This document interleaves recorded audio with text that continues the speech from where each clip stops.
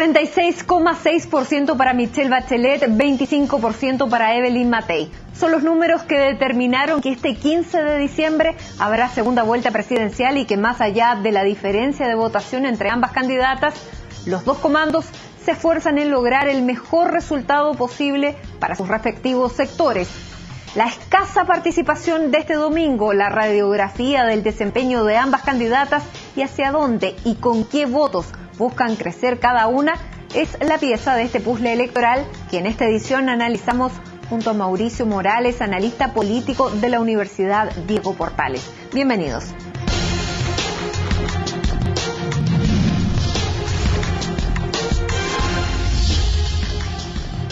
Mauricio, ¿cómo estás? Bienvenido a Puzzle Electoral. Mauricio está reemplazando en esta edición a Claudio Fuentes, quien está de viaje, se nos fue a Turquía. Ahí esperaremos que vuelva. Lo esperaremos. Muchas gracias por la invitación. Muchas gracias a ti, Mauricio, por venir. Bueno, son de la misma casa de estudios y queremos hacer el análisis de la jornada postelectoral con Mauricio Morales y partiendo por la participación, porque Mauricio, hubo muchísimas sorpresas en esta elección presidencial. Ustedes también hicieron en la UDP una encuesta que hablaba, no hablaba de segunda vuelta, pero también si hacíamos un análisis se podía llegar a pensar que no iba a haber segunda vuelta. ¿Cuáles fueron para ti las principales sorpresas de esta elección? La principal sorpresa fue efectivamente que Bachelet no se impusiera en primera vuelta. Varias encuestas de opinión señalaron que el resultado era más o menos evidente. Varios analistas se la jugaron, entre los que me incluyo, porque no iba a haber segunda vuelta y el resultado fue un tanto sorpresivo. Se produjo efectivamente una subrepresentación de la candidatura de derecha, que en este caso fue la de Evelyn Matei, que la encuesta le daban alrededor del 20% y ella obtuvo el 25%. Y en segundo lugar, el otro factor que afectó fue la escasa participación, que nos sorprendió por el hecho de que iba, según algunos, a hacer una participación de nivel histórico y fue de nivel histórico pero hacia abajo. Porque veníamos de una participación bastante alta para las primarias y eso había dado tal vez una señal equivocada, porque tú lo decías antes de que empezáramos el programa, tenemos mucho que aprender de esto del voto voluntario. Veamos, Mauricio, la participación electoral que hubo este domingo por región y general. La participación raspó el 50%, 49,9% de este gran número que son 13 millones y medio, que es el padrón final, pero que no sabemos si efectivamente es así o no, porque de esos 13,5 millones deberíamos descontar a los chilenos que viven en el exterior y los que no pueden votar porque están muertos y que no se ha podido purificar. ¿Cuánto debiera ser aproximadamente el padrón real? Es bien difícil saberlo porque el CERVEL acaba de arrojar un resultado que es de 15.573.143 personas las que incluyen el padrón electoral, que por cierto... millones. 13 millones, dice 15. 13.573.143, que son las personas que están habilitadas para votar en Chile, y eso, por cierto, que incluye a las personas chilenos que viven en el extranjero. Ahora, si uno depurara el padrón, podría llegar a una cifra aproximada de 12,5 millones, pero eso no lo sabemos a ciencia cierta. Si fuese así, daría una mayor participación, considerando que el bolsón de votos se tendería a reducir. Pero lo importante del gráfico, Matilde, es lo que sucede en el norte y en el sur. En el norte y en el sur tenemos caídas de la participación más o menos significativas, mientras que en el centro se concentran los valores más altos de participación electoral. En el norte, ya en la elección municipal del año 2012, se nos advertía que hay un proceso de balcanización de la política. Ahí el 90% de la ciudadanía de esas regiones, particularmente la 15, la primera, la segunda y la tercera, están gobernadas por alcaldes que no pertenecen a los partidos tradicionales y la participación en esa zona ha decrecido más aceleradamente que en el resto del país. Algo similar está sucediendo en el sur. Mauricio, y eso en el sur, en el norte también explica la votación, la alta votación que obtuvo, por ejemplo, Franco Parisi, que no es de ninguno de los dos bloques y como tú decías, tenemos alcaldes y representantes que no pertenecen a esos bloques. ¿Eso también explica que hayan podido crecer en esa forma? Exactamente, ahí hay un proceso también de desnacionalización de la política en el sentido tradicional que la entendemos, y la gente de esa zona no solamente está prefiriendo candidatos a diputados, senadores o alcaldes independientes, sino que también está optando por candidaturas independientes a nivel presidencial. Tanto así que París y Enrique Minami logran muy buenas votaciones en esos sectores. Vámonos hacia el centro y hacia el sur. En el centro, la participación tiende a ser más alta en comparación, por ejemplo, con la municipal del año 2012. En la municipal del año 2012, la participación en la región metropolitana fue de casi 11 puntos menos en comparación con la que observamos ahora. Eso se produce fundamentalmente porque en las comunas como Vitacura o Las Condes la participación crece en casi 20 puntos. Estamos comparando elecciones presidenciales con municipales, cuestión que no es necesariamente correcto, pero es el único antecedente que tenemos para comparar considerando el nuevo escenario de voto voluntario. Los más ricos en esta oportunidad salieron a votar en mayor medida que los pobres, y eso explica en parte por qué Bachelet no ganó en primera vuelta, particularmente en la región metropolitana. En los gráficos siguientes vamos a ir analizando la composición de la votación de Bachelet, pero en este gráfico lo importante de señalar es que en los extremos del país la desafección parece ir de manera más acelerada. Mauricio, ¿y qué es lo que podemos esperar? Porque esto es la participación en una elección presidencial, parlamentaria, de Cores, en que se esperaba que fuera mucha gente. ¿Qué podemos esperar para una segunda vuelta en que en general la gente tiende a votar menos porque sabe que el candidato en esta oportunidad la cosa está más o menos resuelta y lo sienten tanto los de la nueva mayoría como los de la alianza? ¿Podría ir aún menos gente a votar? No es una votación estrecha como la que vimos el año 99 entre Lagos y Lavín, en que ahí cada voto contaba, porque la primera vuelta habían sido 30.000 votos solamente de diferencia. Ahora hay 21 puntos por los que aventaja Michelle Bachelet a Evelyn Matei. ¿Ese escenario puede desalentar la participación? Puede desalentar la participación, tanto así que si uno mira los resultados a nivel comunal, uno esperaría que la gente de los sectores urbanos más pobres de la región metropolitana probablemente se sigan quedando en casa. Si ya no fueron a votar en esta elección de primera vuelta, que sí tenía cierto grado de incertidumbre respecto a si Bachelet podía ganar o no, yo veo muy difícil que lo puedan hacer en la segunda vuelta. Ahora bien, la elección en la que más chilenos han ido a votar en términos de número, no en términos necesariamente en términos de porcentaje, fue la elección presidencial del año 1993, donde la participación llegó a 7,37 millones de chilenos. De ahí en adelante, la participación ha ido bajando, incluso en la primera y segunda vuelta de Lagos Lavín, y esta elección ha sido la presidencial con menos participación de la historia. Los que anunciaban una participación electoral histórica lo hicieron al revés. En realidad se tiraron para abajo, porque la participación fue de solo 6,7 millones. Mauricio, ¿quiénes son los que efectivamente van a votar y quiénes se quedan en la casa viendo este resultado? De acuerdo al análisis que nosotros hicimos, particularmente en las regiones más grandes y segmentando como se debe hacer entre comunas densamente pobladas urbanas y comunas pequeñas rurales, la participación aumentó en la medida en que lo hacía el nivel socioeconómico de la comuna, cuestión que también era respaldada por las encuestas de opinión. Hay algunos hoy día, Matilde, que están diciendo que no hay sesgo de clase porque colocan a las 345 comunas de Chile sin importar si es rural, si es urbana, su tamaño ni el nivel de competencia que tuvieron a nivel de diputados y senadores. Ahí naturalmente que no le va a aparecer ningún indicador de sesgo de clase, pero si uno hace un proceso teórico y metodológico serio, separando las comunas de acuerdo a sus características socioeconómicas y sociodemográficas, el sesgo de clase aflora con toda claridad. Tanto así que en Vitacura Las Condes la participación llegó 60-70%, La Pintana San Ramón La Granja alrededor del 40%. Pero este sesgo de clase se da ¿por qué, Mauricio? ¿Se da porque efectivamente para poder ir a votar hay que pagar locomoción o porque efectivamente en los sectores digamos, con menos ingresos, están menos interesados en la política? Correcto. El año 2009 este sesgo de clase también se presentó, pero de manera no tan radical como ahora. El gran problema acá no está solo en establecer un plan de transporte gratuito para el día de la elección. Yo creo que eso sí contribuiría, pero es una medida de corto plazo. Lo que estamos viendo de fondo es una señal de desafección mucho más fuerte en los sectores pobres en comparación con los sectores ricos y particularmente al segmentar por edad. Los jóvenes de los estratos ricos y los jóvenes de los estratos pobres tienen diferencias extraordinariamente significativas en lo que a interés de la política se refiere. Entonces, ¿quiénes no votaron? ¿Los sectores con menos recursos? Votaron menos los sectores urbanos con menores recursos y particularmente jóvenes que pertenecían a ese tipo de segmentos sociales. ¿A ese sector entonces tienen que apuntar las dos candidaturas, tanto de Michelle Bachelet como de Evelyn Matei? El gran problema, Matilde, ahí es que esos sectores lo más probable es que se queden en casa y va a costar mucho movilizarlos el día de la elección. Hay gente que probablemente en Chile nunca más vote en su vida con el voto voluntario, por lo tanto vamos a tener bolsones de desafección muy amplios, muy costosos de movilizar, y en un mes de campaña yo veo difícil que los candidatos quieran correr el riesgo y gastar recursos en movilizar a esos electores. Probablemente a Bachelet le conviene que esos sectores simplemente no vayan a votar y le faciliten el triunfo en la primera vuelta, la segunda vuelta. ¿Cómo le fue a Michelle Bachelet por regiones? Vemos que, bueno, En las regiones, sobre todo en el norte, le fue bastante mal. Así es. En el norte, por lo que veníamos hablando recién, donde las candidaturas de Parisi y Enrique Jominami son mucho más fuertes en comparación con el resto del país, particularmente la de Parisi, ella tiende a obtener una votación que incluso está por debajo del 40% en la primera región. Bueno, aquí está la 13, es la región metropolitana. En la región metropolitana. Y está en el medio, para que veamos, un 41,5% obtuvo en la región metropolitana. Ahí, uno de los factores que explica el por qué Bachelet obtuvo tan poca votación es lo que veníamos hablando recién.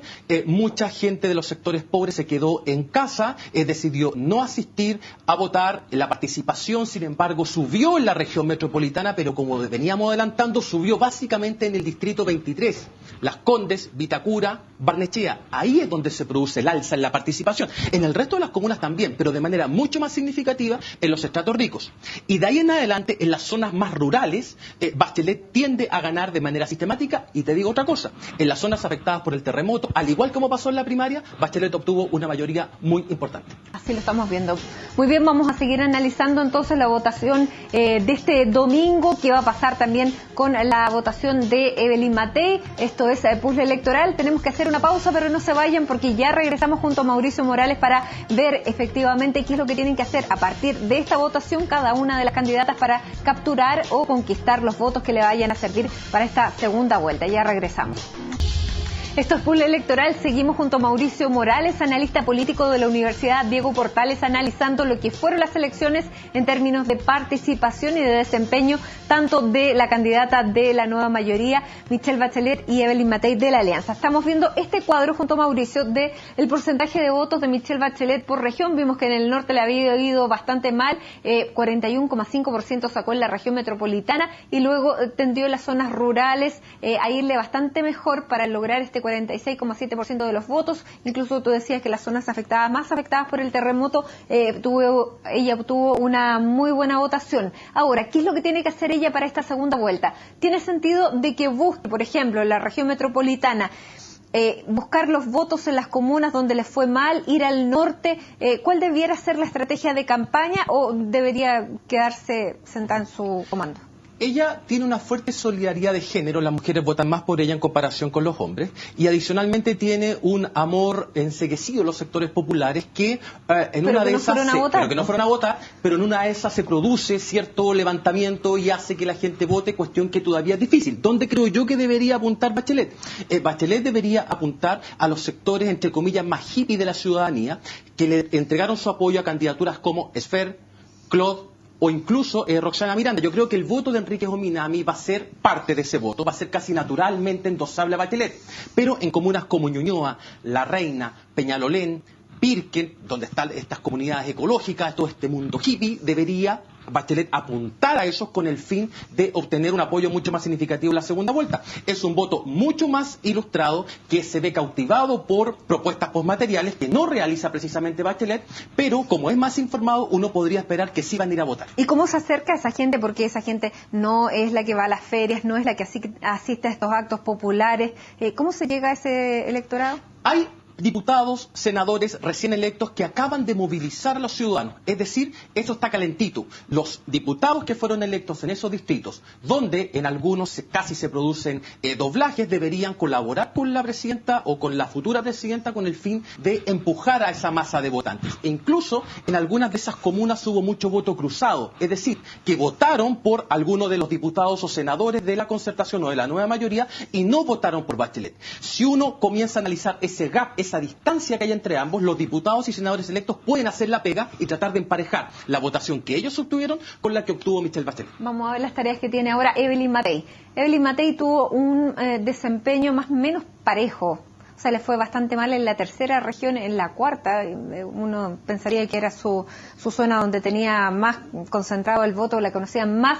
Obtuvo una gran votación en la novena, y en la región metropolitana un 27%. Bueno, hace todo como el promedio. Sí. ¿Cuál es el análisis de esta votación? El análisis de esta votación es que en la tercera la nueva mayoría dobló en 2 de los 3 distritos, en la cuarta dobló en la senatorial y dobló en el distrito de Coquimbo y dobló en el distrito 9 de Illapel Los Vilos, y después de ahí en adelante sube fue hasta llegar a la región metropolitana, donde estuvo el fuerte de Matei, precisamente donde dobló la derecha el distrito 23, que fue donde participó más gente, y eso explica por qué su promedio en la región metropolitana es mayor a su promedio nacional. Luego baja en las sexta y séptima regiones, que son las comunas donde hay mayor ruralidad y donde Bachelet era muy fuerte. Sube en la novena, que es la región histórica de la derecha. Hay que recordar que a Piñera ahí le fue extraordinariamente bien, tanto en primera como en segunda vuelta el año 2009, para comenzar a decaer en las regiones del extremo sur, particularmente en la región 12, donde la alianza se queda sin representación en el Senado y la nueva mayoría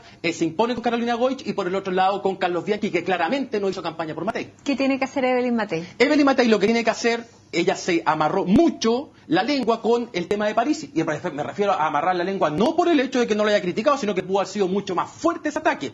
Ahora está tratando de buscar por debajo la votación de la derecha con estas caras nuevas que ha integrado al comando, pero hoy día le acaban de dar un bofetón por parte de Antonio Horvath, que es uno de los líderes del movimiento de Parisi, que acaba de señalar que va probablemente a votar o a apoyar a Bachelet de segunda vuelta. Escuchemos lo que dijo el senador Antonio Horvath, lo dijo este jueves, cuando fue a visitar precisamente a la candidata de la nueva mayoría. Escuchémoslo. Yo apoyo a la candidata que evite esto y que trabaje para que cada consumidor en Chile se transforme en productor. O sea, Bachelet. En este minuto ella me confirmó que sí. Acaba de decir que va a votar por Michelle Bachelet. Él era el jefe programático de la candidatura de Franco Parisi, es senador de Renovación Nacional y está generando una tremenda polémica que no sabemos bien cuáles van a ser los alcances. ¿Qué significa eso, Mauricio? Eso significa que Parisi le está dando el apoyo a Bachelet, pero no de manera explícita, lo está haciendo a través de sus principales voceros. Hay que recordar que Parisi, cuando perdió la elección, calificó de una persona mala a Matei, y por lo tanto que él no iba a votar en segunda vuelta, pero hoy día está dejando la puerta abierta para que sus electores salgan a votar por Bachelet, aunque, hay que recalcar esto, la votación de Parisi o el apoyo a Parisi es tan líquido que eso es muy difícil de pronosticar. Es decir, es muy difícil saber si los votantes de Parisi van a salir a votar ese día. Bueno, él tuvo palabras bastante elogiosas esa misma noche, junto a la declaración que hizo sobre Evelyn Matei, sobre la señora Michelle Bachelet, señora de la política, aunque dijo que él no iba a ir a votar.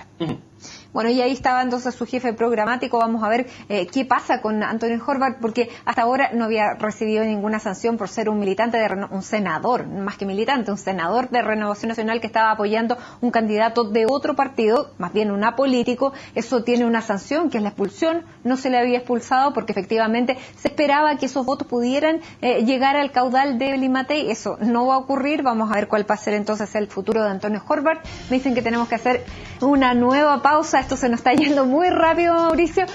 Ustedes sigan con nosotros porque viene la última parte de este análisis postelectoral. Seguimos junto a Mauricio Morales analizando los resultados electorales y las candidatas, tanto Evelyn Matei como Michelle Bachelet. Estábamos justamente analizando hasta el bloque anterior la votación de Evelyn Matei, 25% es lo que tenía que hacer para salir a capturar el nuevo electorado. Se le va a hacer difícil por las declaraciones que veíamos de Antonio Horvath, también se le va a hacer difícil en Santiago cuando senadores importantes, incumbentes como Andrés Salamán y Manuel José Sandón se van de vacaciones. Pese a que ha incorporado nuevas caras a su comando, está tratando un poco, diría yo, de equiparar los rostros nuevos y los rostros jóvenes que está teniendo Michelle Bachelet con Giorgio Jackson, con la misma Camila Vallejo, con Carla Rubilar. Ella está sumando las caras nuevas, las caras jóvenes de su sector, Carla Rubilar, Felipe Kast, bueno, el mismo Rodrigo Delgado. ¿Cómo lo ves tú? ¿Cómo va a ser ese nuevo look incluso que está teniendo Evelyn Matei para capturar a lo mejor una derecha menos dura, más al centro? ¿Cuál es lo que está haciendo ella, lo que busca hacer, lo que le podría resultar? La tiene muy difícil porque además en la última encuesta del CEP ella aparecía como una candidata sumamente cargada a la derecha, en el valor 10 de la escala, pero el tema es que esa encuesta se hizo en el mes de septiembre, cuando la situación no era muy favorable ni para ella ni para su sector. En segundo lugar, la tiene difícil porque dos de los senadores electos han declarado que se van a ir de vacaciones, tal como lo hizo, curiosamente, Longueira el año 2009 en la segunda vuelta, el año 2005, creo que fue el 2005 en la segunda vuelta, declaró que se iba a ir de vacaciones. Por lo tanto, esto de las vacaciones de la derecha no es muy novedoso. Y en tercer lugar, es muy tarde para incorporar rostros nuevos, ya es muy tarde para realizar una campaña dirigida hacia el centro y ya es muy tarde para sacarse el estigma del régimen militar, colocando a esta nueva élite que en realidad va a poner la cara, pero va a poner la cara para una eventual derrota, pero esa derrota probablemente impulse a esta nueva élite de la derecha a luchar con mayor decisión para el 2017. O sea, ¿tú crees que es una decisión acertada la que acaba de hacer? Es una decisión acertada en el largo plazo, en el corto plazo no creo que rinda mucho fruto. Pero ¿tú apuestas a que haya una diferencia muy grande entre ambas candidatas en esta segunda vuelta o van a tratar de hacer lo posible por tener el sector lo mejor representado, que quede en una posición digna para hacer una oposición también más medianamente equilibrada? Un porcentaje digno para Matei estaría alrededor del 45%, lo que ya está siendo muy difícil de lograr, considerando que ella no tiene hacia dónde crecer. Ella no va a ir a buscar los votos de Claude, ni de Sfer, ni de nadie. ¿Dónde va? A esto ya lo habíamos analizado, dónde estaba mejor y hacia dónde van los votos de Meo y Parisi. Los votos de Parisi son los azules. Tú dices que un 26% se van a Michelle Bachelet, un 36% de los votos de Marco Enrique Minami se van también hacia Michelle Bachelet y hacia Evelyn Matei, un 21% y un 14% respectivamente. Así es, o sea, si uno considera lo que pasaría en segunda vuelta, de acuerdo a los datos de nuestra encuesta de la Universidad Diego Portales, claramente Matei se encuentra en una situación bien complicada porque tanto los votos de Parisi como los votos de Enríquez o Minami irían mayoritariamente hacia Bachelet y una porción mucho más mayoritaria dejaría de ir a votar, votaría ninguno, no sabe, no contesta, que lo más probable es que se queden en casa. En consecuencia, la fuerza de Matei no va a estar tan determinada por su capacidad para ir a recolectar votos de otros candidatos, sino que va a estar más focalizada en movilizar terreno, particularmente en los sectores populares, donde la UDI antiguamente era fuerte, pero que hoy día la UDI parece ser mucho más débil en esos sectores y parece estar arrinconándose en los sectores más ricos. Ella, su candidatura, lo hizo Joaquín Lavín a principios de semana, decía, queremos la máxima cantidad de debates posible, vamos a hacer los emplazamientos, las invitaciones, sin embargo, hay solo 2 debates ya organizados, que es el de la Archi y el de Anatel. ¿Tú crees que se van a ver las caras en otras instancias? Sí, porque Matei en la primera vuelta no tenía por qué pelearse con Bachelet. Ella tenía que pelearse fundamentalmente con Parisi. Cumplió ese primer objetivo, sacó a Parisi de carrera. Parisi la tenía encima, la tenía 3-4 puntos. De hecho, en algunas encuestas aparecían en empate, prácticamente. Toma la decisión Matei, ataca a Parisi, lo saca del juego, lo deja cuarto a un punto Enrique Minami y ahora viene la segunda etapa. Ella es muy estratégica para este tipo de cosas y sabe, y lo tiene muy claro, que atacar a Bachelet es la peor estrategia de todas. Ella sabe que la confrontación, si bien para ella es favorable como persona porque la ha practicado desde que tenía 20 y tantos años, ahora no le va a ser favorable y va a tener que plantear posturas programáticas mucho más intensas que ya las está anunciando con el fin de capturar o recapturar a esos electores que antiguamente votaban por la derecha, que votaron por Piñera, que aprueban al presidente, pero que ven con dudas esta segunda vuelta presidencial. Bueno, este jueves ya anunciaba un bono de $1 millón para reestructurar las casas para las familias de menores recursos, incluso sin necesidad de algunos requisitos como la ficha de protección social. Así que, bueno, vamos a ver entonces cómo se siguen desenvolviendo estas 2 candidaturas. Se nos acabó el tiempo aquí en Puzzle Electoral. Le agradecemos a Mauricio Morales que nos haya acompañado en el análisis de esta edición súper entretenida, bastante ilustrativa también, y ya queda cada vez menos, 3 semanas para esta segunda vuelta. Nuevamente tal vez la gran interrogante va a ser cuánta gente se va a levantar ese domingo y va a ir a votar. Muchísimas gracias Mauricio, muchísimas gracias a ustedes y sigan en la compañía de CNN Chile.